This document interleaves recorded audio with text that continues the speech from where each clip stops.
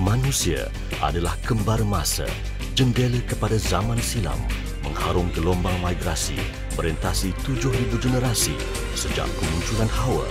Dan yang paling menakjubkan ialah gambaran evolusi manusia yang berjalin dan berkait rapat, berpunca dari moyang yang satu. Dan melalui kajian para sarjana melibatkan rangkaian disiplin kajian iklim cuaca, oceanografi, geologi, arkeologi, linguis dan yang terkini kajian genetik dan pemetaan genom manusia melalui mtDNA, suatu ancakan paradigma, telah menebalikkan hipotesis teori. Teori seperti migrasi dari Yunan dan Taiwan serta Express Stream yang kononnya Melayu dan Melayu Polinesia berpunca darinya. Ini dibuktikan oleh kajian di mana dalam lingkungan 85,000 tahun dahulu, manusia memulakan migrasi keluar dari Afrika dan Timur Tengah dan proses tersebut mengambil masa lebih kurang 10,000 tahun untuk mereka tiba di benua Sunda. Anda mungkin tertanya, mengapakah manusia berhijrah? Akibat kemarau gersang, kawasan barat dan utara Afrika bertukar menjadi padang pasir yang panas terik, tidak boleh dihuni manusia. Di utara Amerika, ais menebal sehingga 3 kilometer, fenomena daripada pembukuan global. Pendudukan migran ini berkembang pesat hingga terbinanya perkampungan daripada mereka yang berpuak-puak, walaupun mereka sama tapi tak serupa, melahirkan kaum-kaum etnik yang ditafsirkan terbentuk daripada tabiat manusia yang lazimnya berkumpul seperti pipit sama pipit, enggang sama enggang. Inilah benua Sunda, sekeping tanah, benua tanah ranah Melayu. Perhatikan betapa besarnya benua ini dan kedapatan 4 sistem sungai dan lembah yang besar. Anggaran ini menunjukkan apabila paras laut 50 meter lebih rendah daripada paras sekarang, kajian menunjukkan kawasan benua Sunda yang terdedah sebagai yang boleh dihuni adalah sebesar negeri Mongolia, dianggarkan bersamaan 5 kali negeri Thailand. Benua Sunda menjadi tumpuan kerana mempunyai tanah yang subur, pelbagai bahan mentah, iklim cuaca yang nyaman dan juga gua untuk perlindungan. Satu detik tragedi yang penting berlaku pada masa itu, lebih kurang 72,000 tahun dahulu, ialah letupan halilintar Gunung Berapi Toba, satu letupan terkuat yang memecahi bumi di pergunungan berapi di Sumatera, di mana ia telah mempengaruhi iklim cuaca. Lahar debu dan gas bertiup lebih menghala ke barat, impak tepat ke India dan Pakistan, mengakibatkan hampir kepupusan populasi di India, Pakistan dan Timur Tengah, adalah punca utama jurang genetik India dan benua Sunda. DNA benua Sunda menunjukkan 30,000 tahun lebih tua daripada India, membuktikan sebahagian benua Sunda terselamat daripada bencana ini. Ia mengakibatkan salji nuklear selama 6 hingga 10 tahun yang kemudiannya mengurangkan jumlah penduduk dunia kepada anggaran 10,000 orang. Namun begitu, sebahagian populasi di benua Sunda terselamat. Bagaimana ini boleh berlaku? Mereka menggunakan gua-gua sebagai pelindung dan debu lahar tidak menghala ke sebahagian benua Sunda.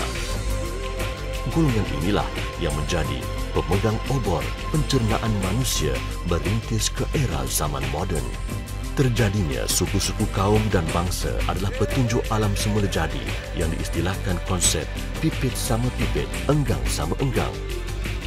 Melalui beberapa generasi dan interaksi daripada kumpulan yang terselamat daripada bencana Toba ini, diandaikan wujudlah beberapa kelompok atau kerajaan yang kecil-kecil berpunca daripada asabiah atau semangat kesukuan. Ibnu Khaldun dalam bukunya Muqaddimah berpendapat bahawa asas kepada kemajuan kehidupan manusia ialah asabiah, sifat semula jadi yang cinta akan ahli keluarga. Begitu juga hubungan yang rapat antara ketua dan anggota kabilah di bawah pimpinannya. Ikatan yang terjalin itu akan mengukuhkan sesuatu kabilah yang memungkinkan munculnya sesebuah tamadun. Kajian juga menunjukkan Mereka berevolusi in situ selama 35,000 tahun yang mampu membawa pembaharuan dan pembangunan peradaban manusia sehingga terbenanya tamadun yang agung. Benua Sunda juga disifatkan sebagai pengasas tamadun manusia. Kumpulan kelompok pertama orang asli yang terdapat di semenanjung Tanah Melayu terdiri daripada Semang, Jakun, Senoi, Semelai, Temuan, Mendrik, Temiar, Batik dan Jahai tidak jauh daripada orang asli yang terdapat di Cambodia dan Champa atau Sumatera. Peradaban kuno ini dengan budaya yang berpindah randah mempercepatkan penyebaran penghunian dan pendudukan ke selatan Sumatera dan Jawa. Gelombang migrasi pertama berkisar dalam semenanjung Tanah Melayu menebar ke beberapa penjuru benua Sunda dianggarkan 75,000 hingga 72,000 tahun dahulu. Kita adalah serumpun. Walaupun migrasi memecahkan manusia kepada puak-puak yang akan seterusnya mempunyai tamadun berasingan serta budaya yang berlainan, nenek moyang mereka berasal dari baka yang sama. Umpamanya, kaum Jakun di Negeri Sembilan, Pahang dan Johor dan kaum Kubu di Sumatera adalah Melayu Proto dari keluarga suku kaum yang sama dan bertutur dialek yang sama. Evolusi di antara orang asli yang mendiami luaran dan kawasan perkampungan juga pesisiran pantai berinteraksi menjurus kepada perubahan paras rupa, bentuk badan dan kepintaran. Orang asli yang kita lihat dan istilahkan hari ini ialah segelintir yang memencilkan diri di pendalaman sekian lama dari generasi ke generasi. Enggan menyertai gelombang perubahan adalah pilihan mereka sendiri. Sarjana Sosiologi Iran, Ali Syariati berpendapat bahawa ada dua faktor yang mencetuskan pembinaan sesebuah peradaban. Faktor pertama ialah hijrah dan kedua ialah peranan manusia dalam menempa kejayaan.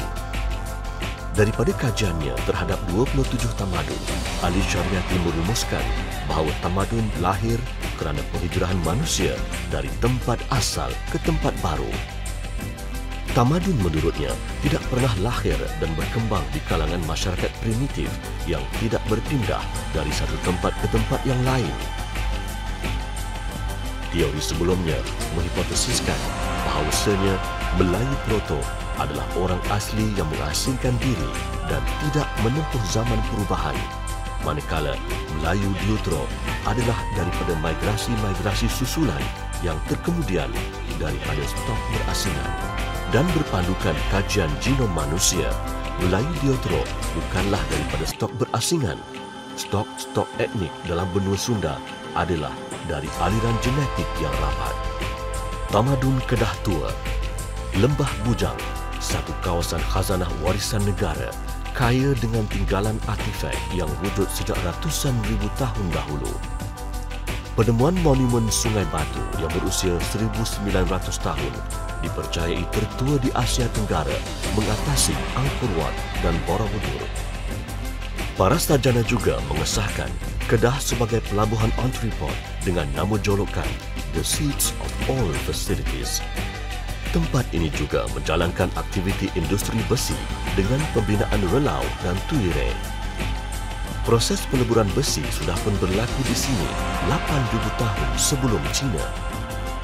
Melalui penemuan-penemuan ini, benua Sunda dianggap oleh ahli sejarah barat sebagai cradle of human civilization, pengasas tamadun dunia. Fenomena perubahan